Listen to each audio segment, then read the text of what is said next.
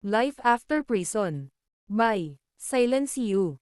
Kabanata 951 hanggang 960. Umasim ang ekspresyon ni Satchel nang marinig iyon. Si Walbert ay sadyang napakahusay sa pagbubusina ng ibang tao, at ang kanyang mga salita ay nagpasaya lamang kay Meldrick, nakitang-kita sa lumalagong ngiti sa kanyang mukha. Samantala, nanatiling walang ekspresyon si Sofia, at hindi masabi ni Satchel kung ano ang tumatakbo sa kanyang isipan. Pakiramdam ni Draven ay walang kabuluhan ito, kaya agad siyang kumunot ang noo at nagtanong. Nagbibiro ka, tama. Ang mga Crenshaw ay isa sa mga first-tier na pamilya ng Skystream City, at walang masyadong tao na maglalakas loob na guluhin ka. Paano mo hindi magawang ipaghiganti ang iyong babae? Ang taong ito ba ay isang level 9 Warrior King o ano?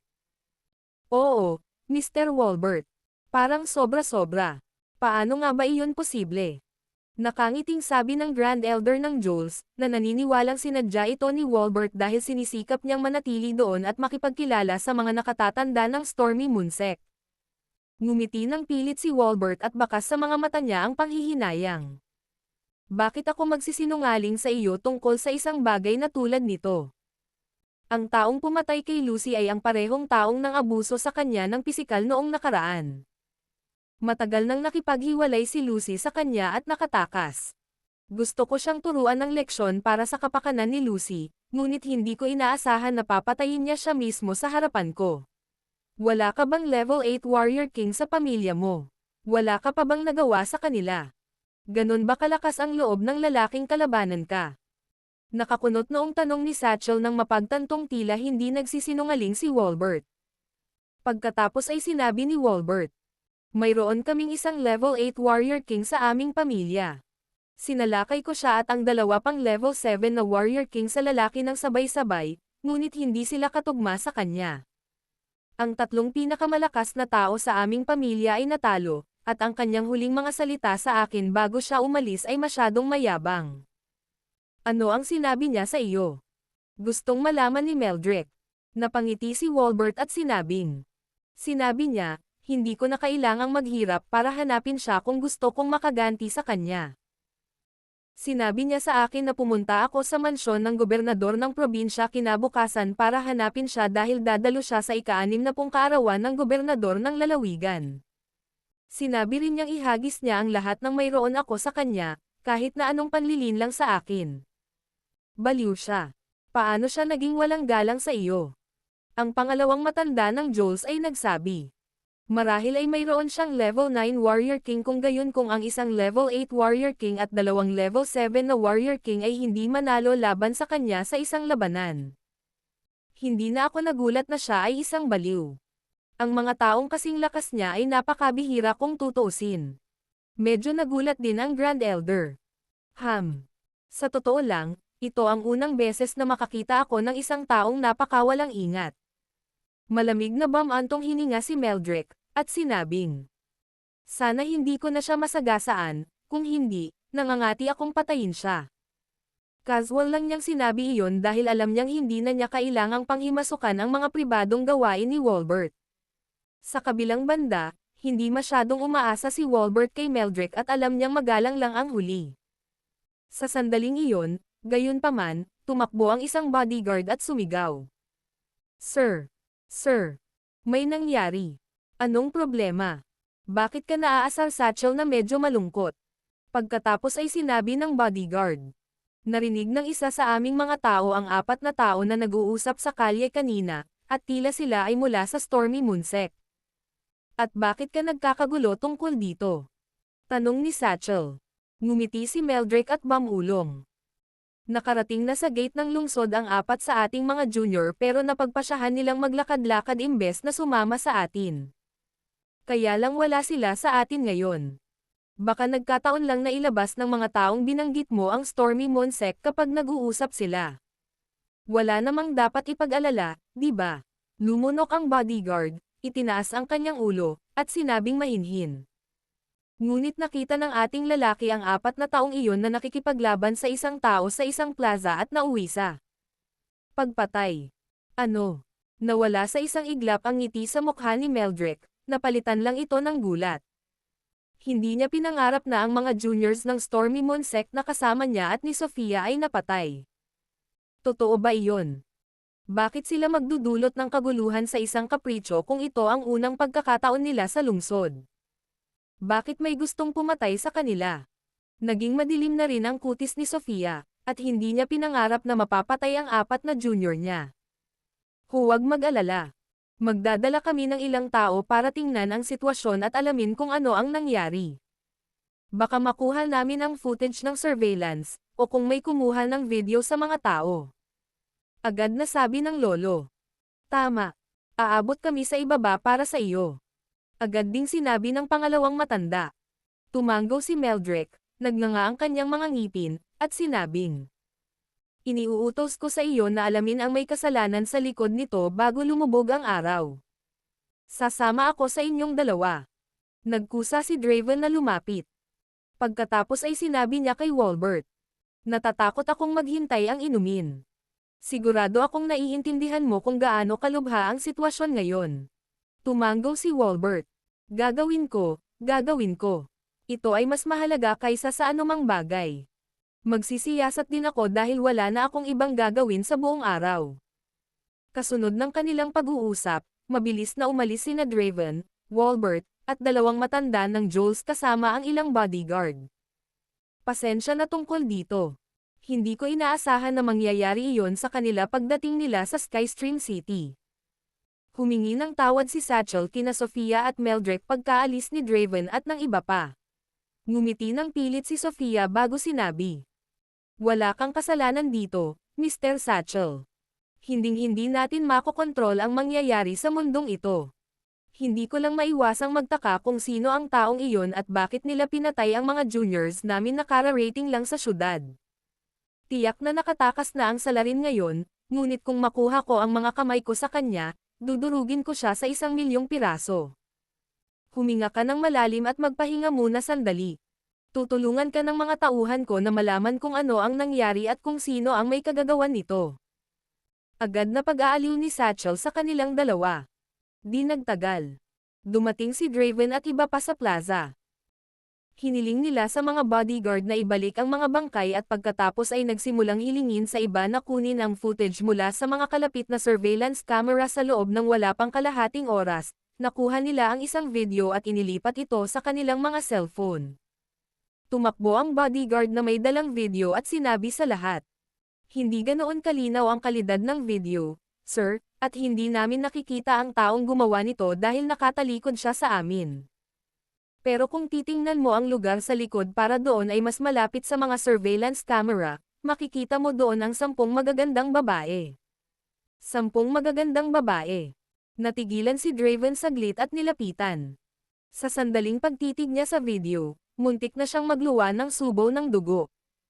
Ikinuyong niya ang kanyang mga kamao at sinabing, yung anak ng asong gago na may mga magagandang babae sa paligid niya. Siya ang nagpahirap sa amin ni Raikkonen sa plaza ngayon. Agad na kinuha ni Walbert ang telepono, sinulyapan ito, at galit na sinabi. Dapat ba nibiro mo ako?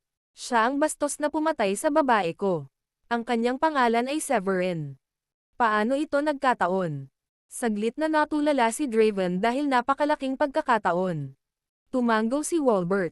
Medyo nagkataon lang, pero sigurado ako na siya rin ang lalaki.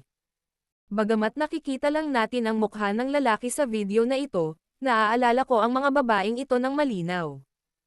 Naaalala ko rin ang mga babaeng ito. Kung ganoon, si Severin siguro ang may kagagawan nito. Tumanggaw si Draven at sinabi. Hinihiling niyang patayin siya. Buti na lang at napatay niya ang mga disipulo ng Stormy Moon sect. Sa tingin ko rin. Saglit na natigilan si Walbert, at maya-maya ay sumili ang ngiti sa kanyang mukha. Pagkatapos ay sinabi niya, kung titingnan mo iyon, mabuti na ang 4 na taong napatay niya ay mula sa Stormy Moon sect. Pagkatapos ng isang pause, nagpatuloy si Walbert. Siya ay isang level 9 warrior king, at hindi siya kayang patayin ng pamilya ko o ng pamilya mo.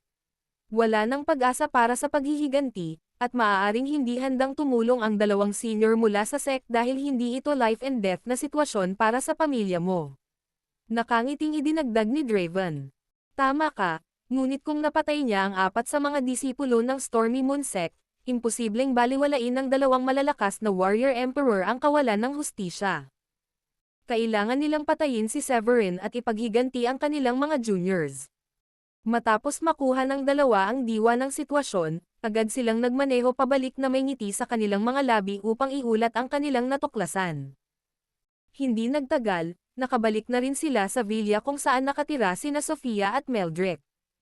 Sa pagkakataong iyon, napuno ng galit sina Meldrick at Sofia habang nakatingin sa 4 na bangkay na nakahandusay sa lupa.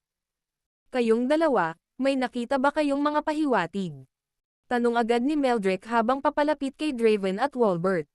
Tumanggaw si Draven at sinabing, "Meron kami, at hindi namin inaasahan na siya rin ang lalaking nanakit sa amin ni Raikon kaninang umaga. At kung hindi pa sapat na nagkataon lang, siya rin ang pumatay sa girlfriend ni Walbert. Ang kanyang pangalan ay Severin." Severin. Napakunot ang noo ni Sofia nang marinig ang pangalan. "May mali ba? Kilala mo ba siya?" Kumunot ang noo ni Meldrick at tinanong si Sofia. Umiling si Sofia at medyo hindi sigurado sa sarili. "Hindi, sa tingin ko. Feeling ko pamilyar na pamilyar ang pangalan niya, parang narinig ko na ito sa isang lugar." "Paano mo nalaman ang pangalan niya? Kilala niyo na ba siya bago ito?" Tanong ni Meldrick kina Draven at Walbert. Lumapit si Walbert at sinabing, "Sinabi niya sa akin ang kanyang pangalan nang akitin niya ako at sinabing maaari ko siyang hanapin sa ika-60 kaarawan ng gobernador ng lalawigan. Binanggit sa akin ni Lucy, ang babaeng nagustuhan ko na pinatay niya, na siya ay taga Brookborn. Siya ay mula sa Brookborn." Matapos marinig iyon, nagulat si Draven, Meldrick, at ang iba pa. Imposible. Paano makakabuo ang gayong maliit na lungsod ng isang taong napakalakas? Nagulat din si Zig. Hindi ba sayang ang kanyang talento para sa isang taong may mataas na antas ng tagumpay na manatili sa isang lugar tulad ng Brookborn? Hihihi. Sino ang nakakaalam kung ano ang iniisip niya? Huwag nating pansinin ang mga maliliit na detalyeng ito. Iyon ang sinabi sa akin ni Lucy. Tumawa si Walbert at sinabi na may bakas ng kabalintunaan sa kanyang tono. Sa gulat ng lahat, umiling si Satchel at sinabing, "Hindi talaga makatwiran na siya ay taga Brookborn. Kung siya ay nanggaling sa isang maliit na lungsod tulad ng Brookborn, kung gayon ay imposible para sa kanya na maimbitahan sa kaarawan ng gobernador ng lalawigan kahit na siya ay isang first-tier na pamilya o mula sa Brookborn Mansion." Agad na naunawaan ni Draven ang ipinahihiwatig ng kanyang ama at sinabi bilang tugon. "Sinasabi mo ba na may higit pa sa taong ito kaysa sa iniisip natin? Dapat ba tayong magpadala ng isang tao upang mag-imbestiga, kung gayon?" Tumanggaw si Satchel. "Sabihin natin ang ilan sa mga bodyguard na lumabas at mag-imbestiga. Kung level 9 warrior king siya, sa tingin ko hindi siya basta-bastang ordinaryong tao. Ordinaryong tao man siya o hindi ay hindi mahalaga sa akin. Hindi na kailangang mag-imbestiga pa. Naghuhukay siya ng sarili niyang libingan kung maglalakas loob siyang pumatay ng isang tao mula sa aming sekta." Kinuyam ni Meldrick ang kanyang kamao at galit na sabi. Tuwang-tuwa si Satchel, at agad niyang sinabing nakangiti. "Buong tiwala ako sa kakayahan mong makitungo sa batang iyon. Malamang na hindi siya disipulo ng isang sekta, at hindi tayo dapat humarap sa anumang gulo dahil hindi siya kaanib sa anumang sekta." Malamig na ngumiti si Meldrick. "Oo naman. Dahil alam mo na kung sino siya, pwede mo na lang ipadala ang mga tauhan mo para malaman kung saan siya tumutuloy. Ituturo ko sa kanya ang kahulugan ng pagsisisi." Ngumiti si Walbert at sinabing, "Sa tingin ko ay hindi na tayo dapat mag-effort na hanapin siya. Hindi ba't sinabi na niya na dadalo siya sa birthday party ng gobernador ng lalawigan? Hahanapin natin siya kung pupunta tayo doon." Kumunot ang noo ni Satchel at sinabing, "Pero birthday party yan ng gobernador ng probinsya ang sinasabi natin. Hindi ba't hindi natin igagalang ang gobernador ng probinsya kung papatayin natin ang batang iyon sa ganoong okasyon?" Sa pagtataka ng lahat, walang pakialam na tumugon si Meldrick. "Pakiusap. Kahit na ang gobernador ng probinsya ay wala sa harap ng Stormy Moon Sect. Nasa amin na lang kung gusto namin siyang respetuhin o hindi. Kung ayaw namin, hindi na kailangan. Hindi naman sila aaksyonan ngayon ng gobernador ng probinsya, di ba? Pagmamadali ni Sofia. Hindi magandang ideya iyon. Siya ang namamahala sa isa sa 9 na estado, pagkatapos ng lahat, at kahit na hindi tayo natatakot sa kanila, kailangan pa rin nating maging magalang sa kanila, kung hindi, hindi magiging maganda sa atin kung ang balita ay lumabas na ang Stormy Moon Sect ay aakusahan ng pang-aapi sa iba. Pagkasabi niya nun, tumigil siya at nagpatuloy. Sa tingin ko ay dapat tayong maghintay sa labas hanggang sa matapos ang piging ng mga gobernador ng lalawigan. May oras pa rin tayo para pigilan siya sa pasukan at patayin siya. Pupunta tayo ayon sa plano mo. Ngumiti si Meldrick at walang pag-aalinlangan na pumayag. Hindi mo naman siguro inaasahan na mamamatay ka bukas, di ba, Severin? Kung ganoon, magsaya na lang tayo ngayong gabi at tingnan ang lungsod. Hindi na natin kayang buhayin ang sino man sa kanila. Ipaghihiganti na lang natin sila. Dagdag ni Meldrick na may malabong ngiti. Tama ka, maghahating gabi na, kaya kukuha ako ng magpapareserba sa isang magandang restaurant mamaya. Maaari tayong uminom ng kaunti at maaari na kayong mamasyal sa lungsod pagkatapos nito. Tumanggong si Satchel. Si Severin at ang iba ay nakabalik na sa kanilang hotel noon. Malamang na makikita natin ang mga tao ng Skystream City Mansion sa birthday banquet ng gobernador ng probinsya bukas, di ba? Nasaktan lang natin ang anak ng mayor ngayon, kaya nag-aalala ako na baka subukan ng kabilang partido na guluhin tayo bukas. Hindi naiwasang tanungin ni Diane si Severin habang nakasandal sa ulo ng kama. Ngumiti si Severin at sinabing, huwag kang mag-alala. Bagamat malakas na puwersa ang Skystream City Mansion, isa pa rin silang City Mansion. Maaaring marami silang makapangyarihang tao, ngunit hindi pa rin sila magiging kasing lakas ko. Matapos sabihin iyon, huminto sandali si Severin bago idinagdag.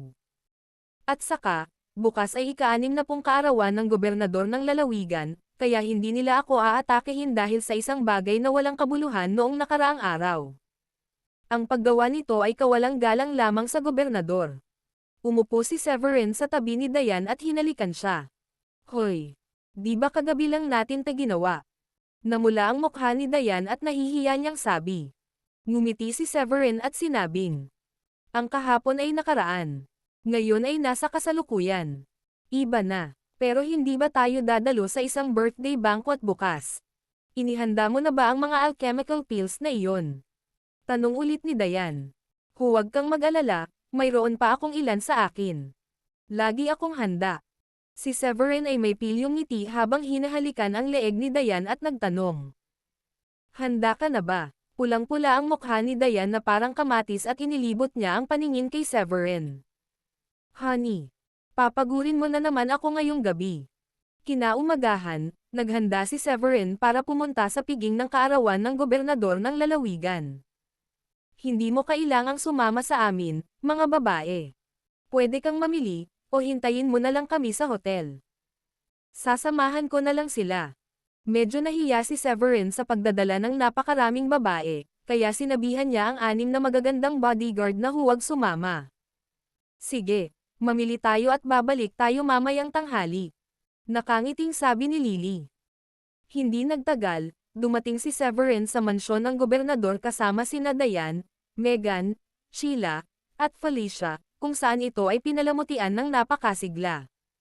Ang mansyon ay kahawig ng isang napakalaking palasyo na napapaligiran ng mga mag-agarang gusali, at mayroong isang malaking plaza sa gitna kung saan maraming mga hapagkainan ang nakalagay. Sa gitna ng isang plaza ay may malaking entablado na pansamantalang itinayo, at maraming mga superstar ang nagtatanghal dito. Ang mga inanyayahan sa piging ay walang alinlangan na pawang mga sikat na tao.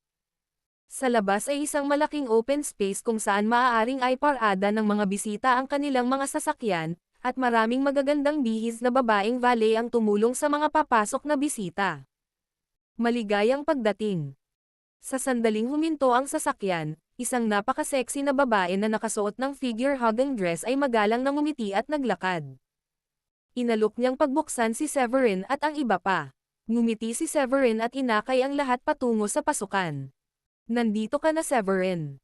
Nakita ni Walbert na kanina pa dumating si Severin na naglalakad kasama ang 4 na dilag at agad na ngumiti. Alam ng kanyang ama na si Crone ang nangyari noong nakaraang araw at ngumiti kay Severin. Ah, so ikaw ang walang hiya na si Severin. Isa kang matapang na tao. Nabalitaan ko na nasaktan mo ang pamilya namin pati na rin ang Skystream City Mansion. Hindi ko akalain na magiging ganito kalakas ang loob mo na dadalo sa handaan ngayon. Nasa iyo ang aking paghanga. Matapos marinig iyon ni Severin, ngumiti siya at sinabing, kailangan ang pagdalo sa party na ito. Binigyan na ako ng imbitasyon ng gobernador ng probinsya, at ayokong maging walang galang sa kanya sa pamamagitan ng hindi pagpapakita. Masama ang ugali ko kung hindi ako sumama, kaya heto ako. Haha, oo nga. Buti na lang nandito ka. Tumawa si Walbert. Gayunpaman, napangisi siya sa kanyang puso. Para siyang patay ngayong nandito na siya. Makakaganti na rin ako sa wakas. Naniniwala rin si Crone na tiyak ang pagkamatay ni Severin, kaya masigla niyang sinabi.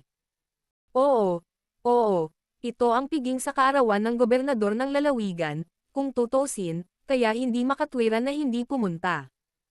Hindi niya tuloy maiwasang magtanong kay Severin. Siya nga pala, ang mga naimbitahan sa birthday banquet na ito ay mula sa mas makapangyarihang mga pamilya sa Skystream City, o ilan sa mas malalaking mayor mula sa South County. Hindi pa kita nakikita noon, kaya hindi ko maiwasang magtaka kung saang city mansion ka nabibilang. Akmang sasagutin na siya ni Severin, dumating si Regan, ang mayor ng Namvale kasama ang kanyang pamilya. Pagkarating ni Regan, agad siyang ngumiti at sinabing, Nako, Mr. County Governor. Nagkataon lang na nagkita tayo. Hindi ko inaasahan na makikita kita dito. Matapos mapunasan ang lad sa mukha ni Yosky, inakala ni Regan na si Manny at Jacob ay dapat na patuloy na ginugulo si Severin ng paulit-ulit, na ang resulta na si Severin ay walang pagpipilian kundi ang sirain ang kanilang pamilya. Dahil dito, walang nagawa si Regan kundi maging mas magalang kay Severin. Natural na mambabala siya nang makita si Severin. Siya ay isang gobernador ng county. Napakunot naman ang noo ni Crone nang marinig iyon. Bagamat isa sila sa mga first-tier na pamilya ng Skystream City, mas mababa pa rin ang ranggo nila kaysa sa isang mansyon ng county. Pagkatapos ng lahat, ang 9 na mga lalawigan ay nahahati sa 36 na mga county, at ang Skystream City ay nangangasiwa lamang sa 4 na mga lalawigan. Gayunpaman, ang bawat mansyon ng county ay nangangasiwa sa higit sa 100 lungsod. Oo, siya nga. Nagulat ako na hindi mo alam na si Severin ang bagong hinirang na gobernador ng South County. Hindi alam ni Regan na may kung anong alitan sa pagitan ng dalawa, kaya agad niyang pinakilala ang mga ito nang nakangiti. Hindi ko akalain na siya pala ang gobernador ng South County, at napakabata niya rin. Hindi maiwasan ni Crone ang paghanga kay Severin. Ang mga maaaring maging gobernador ng county ay dapat magkaroon ng alinman sa mga koneksyon o napakalakas sa simula. Matapos marinig iyon, biglang natauhan si Walbert at nakakunot ang noo niyang sinabi. Kaya, nakatira ka sa South County. Nga pala, dahil county governor ka, dapat naghanda ka ng napakakakaibang regalo para sa gobernador ng probinsya, di ba? Saglit na nag-isip si Satchel at malamig na ngumiti bago sinasadyang ilagay sa matigas na lugar si Severin. Naniniwala siya na walang gaanong pera si Severin matapos lamang italaga hindi pa gaanong katagal, at bagamat ang mansion ng county ay may malaking potensyal para sa pagunlad, ang lahat ng iyon ay speculative income. Sa lahat ng mga gobernador ng county na nakilala niya, naniniwala siya na si Severin ang pinakahuli sa pwesto. Alam ni Severin na sinasadya ni Satchel na pagmasdan siya ng masama, kaya bahagya siyang ngumiti at sinabing, dapat ay disente. Kumbaga, ito ang unang pagkakataon namin dito, pagkatapos ng lahat, kaya hindi tayo maaaring maging madamo ngayon, hindi ba? Hahaha. Paano kung pumasok na tayo? Dapat hindi tayo humahadlang sa lahat ng nasa pasukan. Mas maganda kung sa waiting lounge muna tayo. Nang makita ni Regan ang sitwasyon, alam niyang may mali sa usapan. Awkward siyang ngumiti at agad na sinubukan at pagaanan ang kapaligiran. Waiting lounge. Kumunat ang noo ni Severin at medyo nataranta.